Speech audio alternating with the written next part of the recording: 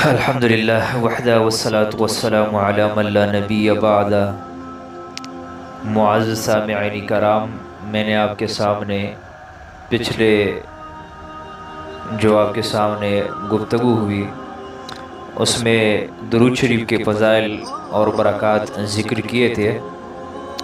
آج ایک اہم بات آپ کو بتلا رہا ہوں، اس کو بھی ذہن نشین کر لیں کہ درود شریف کی کثرت افضل ترین عمل ہے، لیکن اللہ تعالیٰ نے لیکن ہر کام اللہ اور اللہ کے رسول صلی اللہ علیہ وسلم کو اسی وقت تک پسندیدہ ہے جب تک ان کے بتائے ہوئے طریقے کے مطابق ہو۔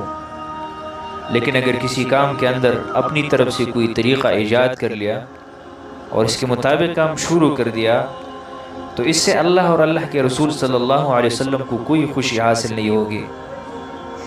چنانچہ درود شریف کے بارے میں آج کل بہت سے ایسے طریقے چل پڑے ہیں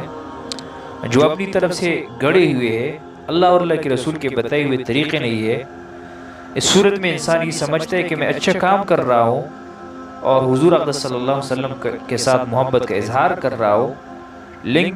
لیکن چونکہ وہ طریقہ اللہ اور اللہ کے رسول صلی اللہ علیہ وسلم کے بتائے ہوئے طریقے کے مطابق نہیں ہے، اس لیے حقیقت میں ان کا کوئی فائدہ حاصل نہیں ہوگا۔ مثلا آج کل درود سلام بھیجنے کا مطلب یہ ہو گیا کہ درود سلام کی نمائش کرو، چنانچہ بہت سے آدمی مل کر کھڑے ہو کر لاؤڈ سپیکر پر زور زور سے ترنم کے ساتھ پڑھتے ہیں الصلاۃ والسلام علیک یا رسول اللہ، اور یہ سمجھتے ہیں کہ درود سلام بھیجنے کا یہی طریقہ ہے۔ چنانچہ اگر کوئی شخص گوشہ تنہائی میں بیٹھ کر درود سلام پڑھتے ہیں تو اس کو درست نہیں سمجھتے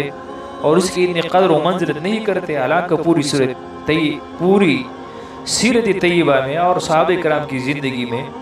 کہیں بھی یہ مروجہ طریقہ نہیں ملتا، جبکہ صحابہ کرام میں سے شخص مجسمی درود تھا اور صبح سے لے کر شام تک نبی کریم صلی اللہ علیہ وسلم پر درود بھیجتا تھا۔ اس سے بھی بڑی بات یہ ہے کہ اگر کوئی شخص اس طریقے میں شامل نہ ہو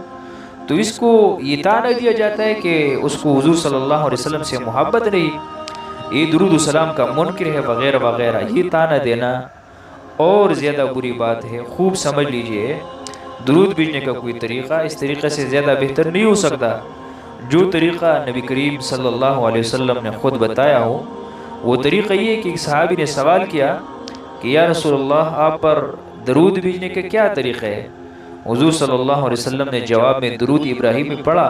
اور فرمایا کہ اس طریقے سے درود پڑھا کرو۔